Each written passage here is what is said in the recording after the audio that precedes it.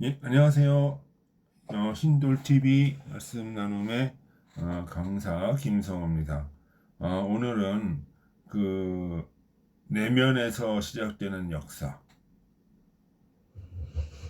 좀 주제가 거창한지도 모르겠는데요.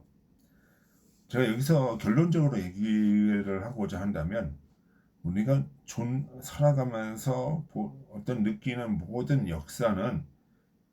역사와 환경과 모든 어떤 그 중심에는 인간의 내면이라고 하는 것이 작동을 한다는 것이죠. 그것에 대해서 좀 생각을 해보길 원합니다. 정치, 경제, 사회, 문화는 인간이 만들어낸 외부 구조로 이해되죠. 그러나 조금 더 깊이 생각해 보면 이 모든 구조는 사실 인간의 내면에서 시작된 외적 표현이다라고 봐야 되는 것입니다. 그렇기 때문에 우리가 주변의 어떤 환경과 역사를 보면서 우리 인간의 내면을 이해하는 하나의 인문학적인 태제가 마련되는 것입니다.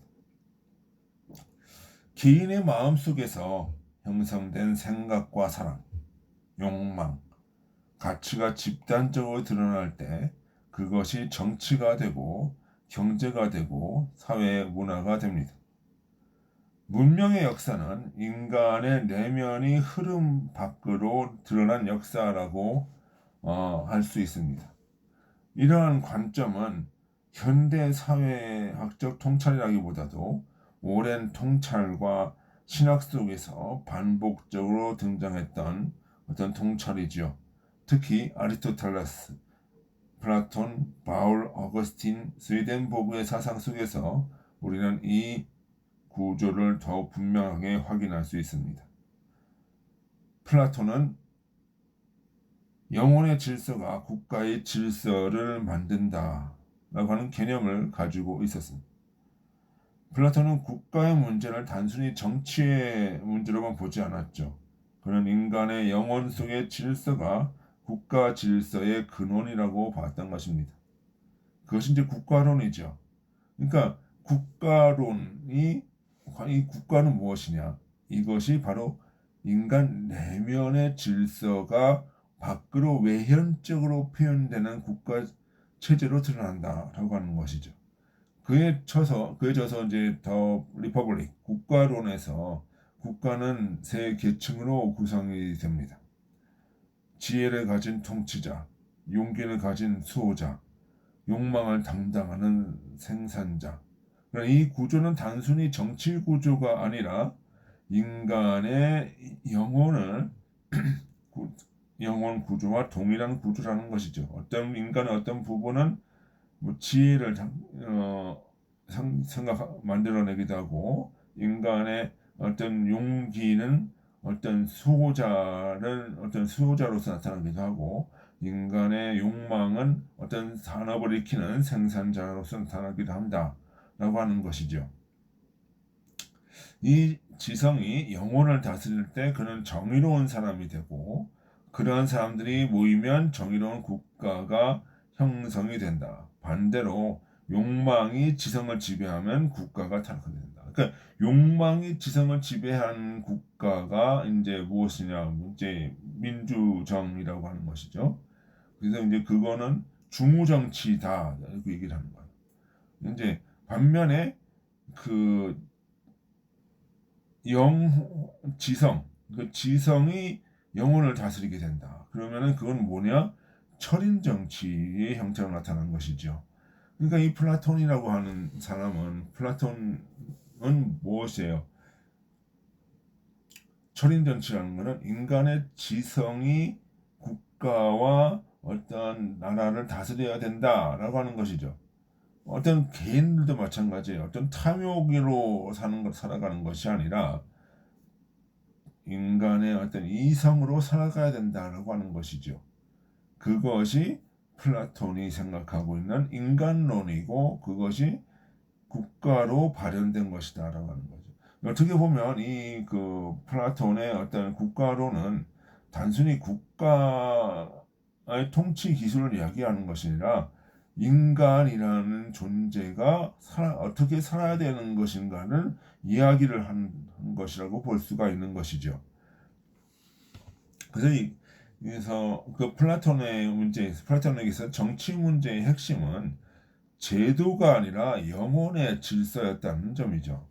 거기에 강조점이 있는 겁니다. 또 플라톤의 제자인 아리스토텔레스 역시 사회의 구조가 인간 본성에서 나온다라고 보는 거예요. 그래서 그의 저서 폴리틱스에서 그런 인간을 정치적 동물이다라고 하는 거예요. 인간은 공동체 속에서 자신의 목적을 실현하는 존재이며 그 목적은 단순한 생존이 아니라 좋은 삶이다라고 얘기를 해요. 그 정치론에서 얘기를 하는 거는 뭐냐면 그가 말한 좋은 삶을 공동체 속에서 나타내는 것이다, 표현하는 것이다 이렇게 얘기를 하는 것이죠. 그러므로 사회 제도는 단순한 권력 구조가 아니라 인간이 어떤 삶을 최고의 가치로 보는가에 따라서 형성이 되는 거예요. 덕을 중시하면 공화정이 발전하고 부를 중시하면 과도정이 나타나고 욕망이 지배하면 민주정이 타락하기도 한다는 것이죠. 아리스토텔레스에 있어서 정치 구조는 결국 인간이 무엇을 선으로 보느냐에 따른 결과라는 거죠. 그러니까 목적론적인 어떤 세계관이 나오는 거죠. 선으로 무엇을 목적으로 하느냐, 어떤 것을 목적으로 선으로 인식하느냐, 그거에 따라서 결과적으로 정치 체제가 나타난다라고 하는 것이죠. 또 그와 이제 생각은 바울이 이제 성경 속에서 나오는 바울은 보면 철학적인 설명을 넘어서 신학적으로 인간 내면을 가장 그 강력히 설명한 것이 바로 바울 사도죠.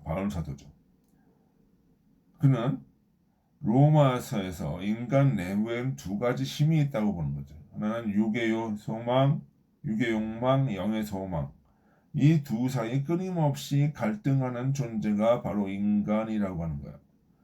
바울에게 사회의 타락은 정치제도의 실패 때문이 아니고 인간 내면의 육의 욕망이 지배될 때에 그것이 발현되면서 정치체제의 붕괴로 나타난다.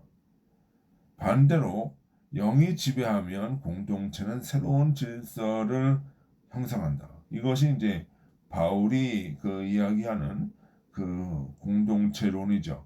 근데 바울 서신은 사실은 이러한 철학적 기반 위에서 써진 거예요.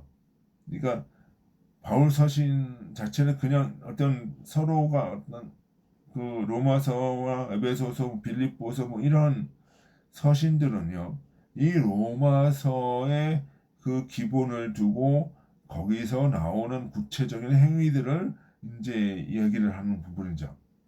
그런 면에서 봤을 때 인간이 영혼과 육체의 존재, 이 두 사이에 갈등하며 이 둘 사이가 조화를 이루는 그런 관계가 밖으로 나타날 때는 공동체로 나타나게 되고 국가로 나타나게 되면 국가의 어떤 그 사상 체계, 어떤 이데올로기로도 나타난다라고 볼 수가 있는 거죠.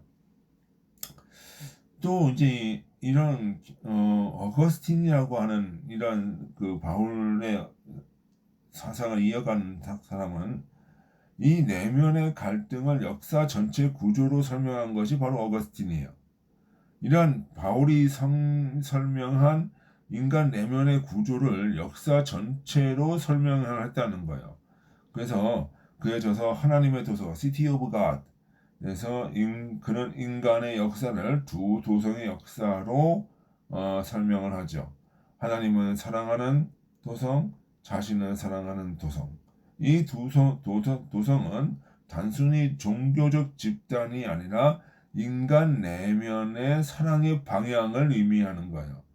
자기 사랑이 중심이 되면 권력과 지배가 역사 속에서 확대되고 하나님 사랑이 중심이 되면 진리와 정의가 역사 속에서 나타난다. 따라서 역사는 단순히 국가적 흥망사가 아니라 사랑이 만들어낸 역사다라고 하는 것이죠. 결국은 인간의 내면이 밖으로 드러나는 것이다. 그것이 이제 두 도성이고 하나님의 도성과 인간의 도성이 역사 속에서 충돌하는 것이다. 이것이 이제 그 어거스틴이 이제 이야기를 하는 것이죠. 결국은 이 어거스틴은 또 이제 그 게르만족의 이동으로서 로마 제국이 멸망하는 것을 봤을 때 왜 로마 제국이 기독교를 숭상했던 로마 제국이 망할 수밖에 없는가? 라고 하는 것을 설명하는 것입니다. 지구상에서는 하나님의 도성과 인간의 도성이 부딪히면서 싸운다. 그것은 단순한 외적인 싸움이 아니라 인간 내면의 싸움이다. 그러나 그것은 그 싸움이라는 고난을 통해서 더 성숙시키고자 하는 신앙의 섭리가 있는 것이다. 그것이 바로 그 하나님의 나라, 신의 도성에 나오는 이야기들입니다. 또 하나의 우리가 그 사상가가 있는데 바로 스웨덴 보고입니다. 이러한 전통을 더욱더 이제 독특하게 설명한 사람이 바로 임마누엘 스웨덴 보고입니다. 우리나라에서는 잘 알려지지 않죠. 하지만 그 서구의 어떤 전통적인 사상, 칸트와 또 헤겔 모두에게 영향을 주었던 그런 인물이 되겠습니다. 이러한 전통은 더욱 그 임마누엘 스웨덴 보고인데 그는 생각과 의지가 단순히 개인 내부에서 만들어지는 것이 아니라 영적인 세계로부터 유입되는 인플럭스 것이라고 설명하는 거죠. 그러니까 이거 단순히 그냥 인간 내부에서 자생적으로 만들어지는 것이 아니라 외부에서 인간 내부로 주입되는 것이다. 이런 것이죠. 그러니까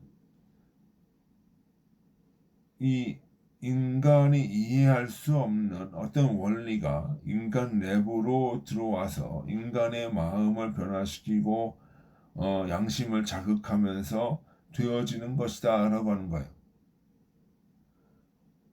그래서 이제 그것을 인플럭스하는 거예요. 인간은 끊임없이 두 방향의 영향을 받는다. 그 선과 진리의 유입 또는 거짓과 욕망의 유입. 개인이 어떤 영향을 받느냐에 따라서 그의 삶이 달라지고 그 개인들이 이런 개인들이 모이게 되면 그 사회 구조 역시 달라지게 되는 거예요. 따라서 정치와 경제, 문화의 문명은 단순한 인간의 어떤 그 활동 결과가 아니라 영적 흐름의 역사 속에서 나타난 형태라고 볼 수가 있는 것입니다. 이러한 관점에서 보면 오늘날 거대한 갈등 역시 단순한 경쟁만으로서 설명할 수 없는 것이죠. 그 대표적인 것이 바로 그 우리가 지금 겪고 있는 미중 패권 경쟁, China United States Strategic Competition, 그 미중 패권 경쟁. 이 경쟁에는 두 중심 국가가 있죠. 미국과 중국입니다. 표면적으로는 기술, 경제, 군사 경쟁처럼 보이지만 더 깊은 차원에는 서로 다른 가치와 문명의 충돌로이기도 합니다. 문명은 결국 인간이 무엇을 사랑하고 무엇을 가치로 보느냐에 따라 형성되기 때문입니다. 결국 플라톤에서 스웨덴 보고까지 이어지는 사상 속에서 우리는 하나의 통찰을 발견합니다. 역사는 밖에서 시작되지 않는다. 역사는 마음에서 시작된다. 인간의 마음이 변하면 가치가 변하고, 가치가 변하면 제도가 변하며, 제도가 변하면 문명이 변한다. 따라서 정치와 경제의 위기는 언제나 그 이전의 인간 내면의 위기로 시작이 됩니다. 문명의 미래 역시 인간이 무엇을 사랑하고 중심으로 삼느냐에 달려 있습니다. 그것이 오늘 미중 패권 경쟁의 근본적인 이유입니다. 이거는 인간의 내면에서 겪는 혼돈이며 이 혼돈의 과정을 통해서 새로운 가치로 옮겨가기 위한 중심 이동의 과정이기도 합니다. 여러분들은 어떤 마음을 가지고 오늘 하루 살아가십니까? 그 마음 하나하나가 세계의 역사를 바꿀 수도 있는 것입니다. 예, 오늘은 여기까지 하겠습니다. 혹시 제 강의가 마음에 드셨다면 좋아요와 구독 부탁드립니다. 예, 수고하셨습니다. 안녕히 계십시오.